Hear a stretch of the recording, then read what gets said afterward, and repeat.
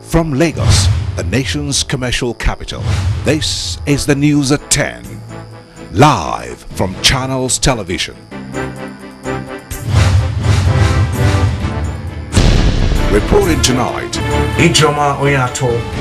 Hello and welcome. Tonight, Anambra citizens and other Nigerians await dates for INEC supplementary elections following inconclusive results of governorship elections. Lawyers question INEC's proposed supplementary election stance, claim it's not provided for in the Electoral Act. Ikota residents protest killing of 3 school children by a trailer. And at least 26 people are killed as a train crashes into a minibus in Cairo, Egypt. And on business news tonight, the Naira trades flat and the interbank market against the US dollar. And on sports news tonight, disgraced cyclist Lance Armstrong names former International Cycling Union boss Hein Verbruggen as an accomplice in the doping scandal that shocked the sporting world. I'm Linda Kibe. I'm from Abuja. Chief of Naval Staff says kidnapping is being tackled by security agencies. Promises tougher days ahead.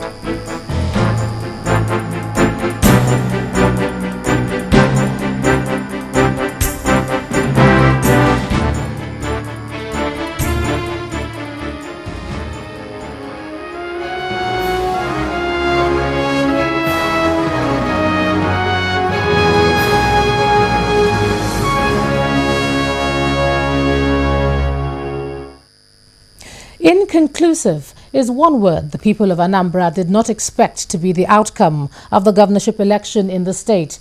But that has become a reality, as rather than getting a governor-elect, they are now expecting a new date for a supplementary election.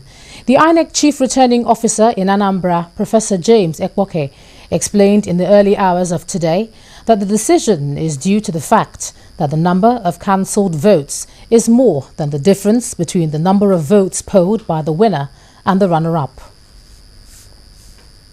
How are you?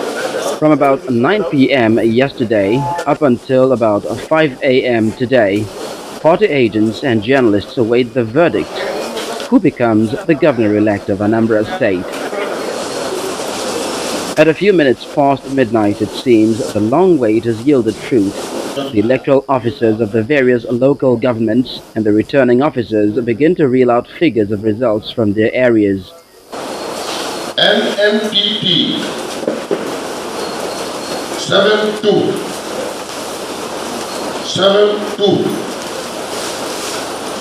DGP 4275. The chief returning officer then sums up the total number of votes recorded by the participating political parties. Total valid votes cast 413,005. At this point, hopes are still very high among the crowd, waiting with tense anticipation for the final winner to be declared. Then comes the mind-blowing anticlimax. We have difference between the 2 highest scorers, which are difference between ABGA 174,710 and PDP 94,856. The difference came to 79,754, which is less than the votes that were cancelled. That is, the registered voters where election was cancelled.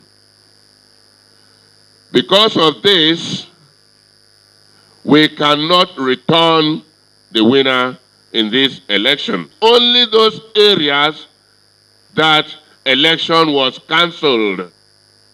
There are mixed reactions to this unexpected turn of events from different political parties and their representatives. The victory is delayed, cannot be denied.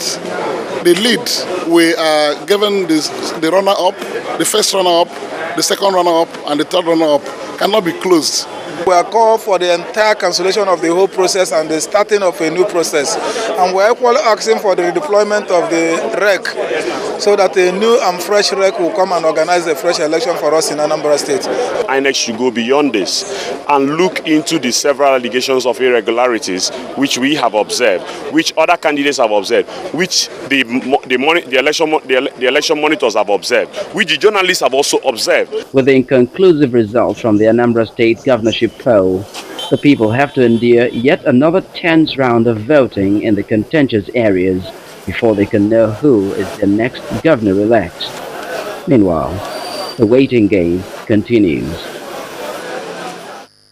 Now, those believed to be behind Saturday's botched election in Idemili North Local Government Area may be on the run, but the Independent Election Monitor, that's a transition monitoring group, is asking INEC to track them down. The group is asking INEC to reveal their identities, as it's not enough to admit failure on the part of the electoral officer in charge. The chairman of the group, Mr. Zikiruluhi Ibrahim, said Nigerians will not allow INEC and the federal government to sweep the matter under the carpet.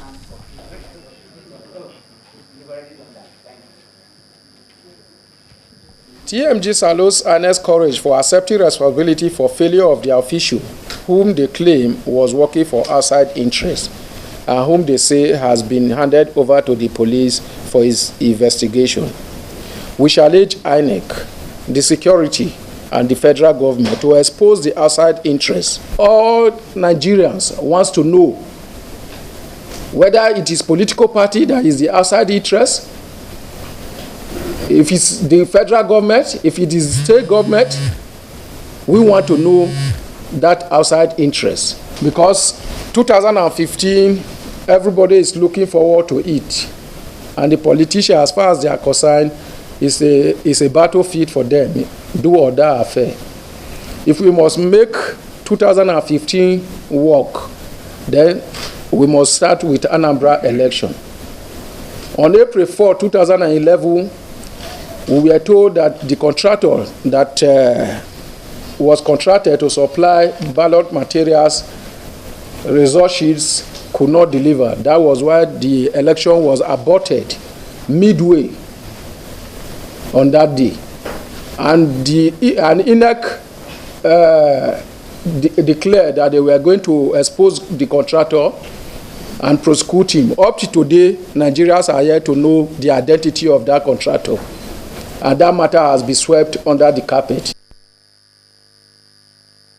Now, as expected, the outcome of Saturday's election has continued to be a subject of controversy, not only for the candidates, but also the political parties involved. But some believe that there were some positive aspects of Saturday's poll. One of such is the National Publicity Secretary of the PDP, Mr. Olisametu. He told a news conference in Abuja today that security officials provided the right atmosphere for a free and fair election. The PDP has directed the members, the chairman of the party, the members of the party to rally round and vote massively for our candidate, Comrade Tony Nwuye, who has done so well in the election so far. The security forces, the military, the police were agile and they did their duty. The People's Democratic Party wishes to commend the security forces for maintaining peace and for Anambra, for having a peaceful election in Anambra. We did not have any case of any violence, no loss of life, no beating of people. That is a credit in the conduct of the election. We commend the President of Nigeria again for having ensured and created the enabling environment for a peaceful election, especially in the mantra of one man, one vote and free and fair polls. In the meantime, the primate of the Anglican Church, the Most Reverend Nicholas Oko, has also been speaking on the outcome of the Anambra governorship election, saying it calls for concern. He told journalists in Abuja that the only regrettable thing about the election is the sabotage by a member of staff of the commission. I think politics in its nature is like that. People are looking seriously for office and they do all sorts of things to get it. The only regrettable thing is the fact that INEC had a problem, and even from within its ranks, this is the most regrettable thing. Otherwise, human beings who are under pressure, looking for power, looking for office, they do many things. It's not only in Nigeria, but we hope that the trouble they are going through now will not invalidate the result of the election. In other words, that there will be a government in Anambra State. Primate of the Anglican Church, the Most Reverend Nicholas Oko. Now, reactions continue to pour in, but it took a turn in the state capital, Awka, earlier today, as some women left their businesses to protest INEC's decision to conduct a supplementary poll. The women, under the umbrella of Concerned Women, are demanding that INEC should not cancel Saturday's election anywhere in Anambra State, as the exercise was free and fair.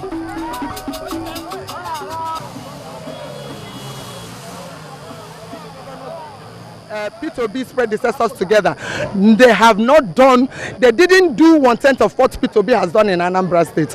So all we want is continuity, and that continuity is why we voted Winnie Obiano as our governor on Saturday. Please, we are begging the Federal Republic of Nigeria to declare the result and declare Winnie Obiano the winner of Saturday's election.